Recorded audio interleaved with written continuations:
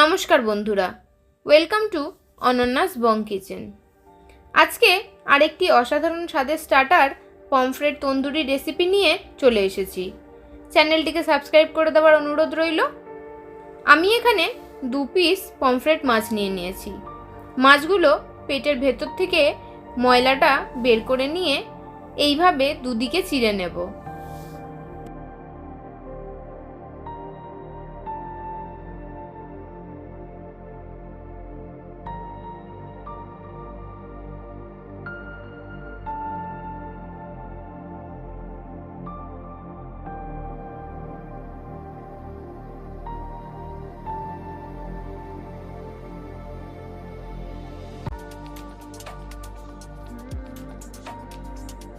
এরপর অল্প নুন, হাফ চা চামচ গোলমরিচ গুঁড়ো, হাফ চা চামচ কাশ্মীরি রেড চিলি পাউডার দিয়ে ভালোভাবে মাছগুলো মাখিয়ে নিয়ে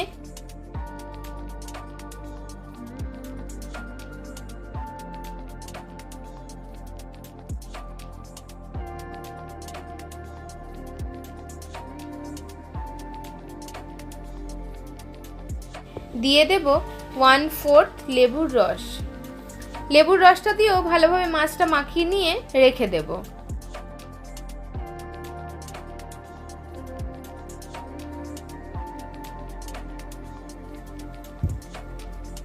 এরপর একটা বাটিতে একে একে নিয়ে নেব 2 টেবিল চামচ জল ঝরানো টক দই, হাফ চা চামচ হলুদ, হাফ চা চামচ ধনে গুঁড়ো, হাফ চা চামচ জিরে গুঁড়ো, হাফ চা চামচ Kashmiri red chilli powder, half চা চামচ গরম মশলা, 1 টেবিল চামচ আদা রসুন বাটা ও স্বাদমতো কাঁচা লঙ্কা বাটা দিয়ে ভালোভাবে মিশিয়ে দিয়ে দেব স্বাদমতো নুন। এখানে নুনটা একটু অল্পই ব্যবহার করতে হবে, কারণ মাছগুলো ম্যারিনেট করার সময় আমরা নুন ব্যবহার করেছিলাম।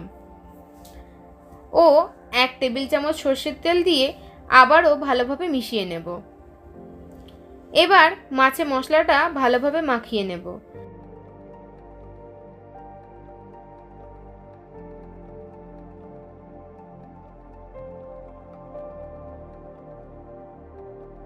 যে জায়গাগুলোতে কাট লাগিয়ে নিয়েছি সেই জায়গাগুলোতেও মশলাটা ভালোভাবে ঢুকিয়ে দেব, যাতে মাছের ভেতরে ফ্লেভারটা খুব ভালোভাবে ঢুকে যায়।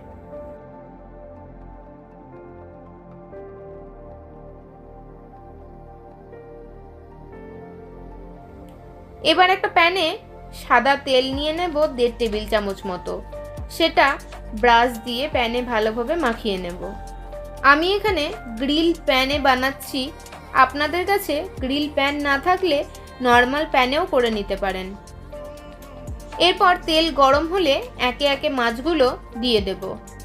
মিডিয়াম টু লো ফ্লেমে 5 মিনিট এক পিঠ সেঁকে নিয়ে উল্টে দিয়ে অপর পিঠটাও সেঁকে নেব 5 মিনিট মতো। পমফ্রেট মাছ নরম বলে সেদ্ধ হতে বেশি সময় লাগে না। এক পিঠ 5 মিনিট করে সেঁকে নিলেই রেডি হয়ে যাবে। মাছগুলো উল্টে দেওয়ার পরে প্যানে থাকা তেলটাই মাছের ওপরে ব্রাশ করে দেব, যাতে সেঁকে নেওয়া দিকটা ড্রাই না হয়ে যায়। আমাদের আলাদা করে এখানে আর বাটার বা তেল ব্যবহার করার দরকার নেই। প্যানে থাকা তেলটাই আমরা মাছের ওপরে লাগিয়ে নেব। মিনিট পর নামিয়ে নিয়ে নিজের পছন্দ মতো সাজিয়ে সার্ভ করুন পমফ্রেট তন্দুরি। আমি সাথে গ্রিন চাটনি দিয়ে সার্ভ করে নিয়েছি।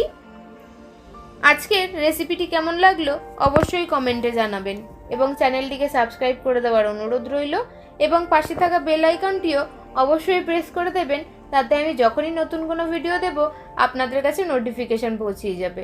আজকে এই পর্যন্তই, ধন্যবাদ।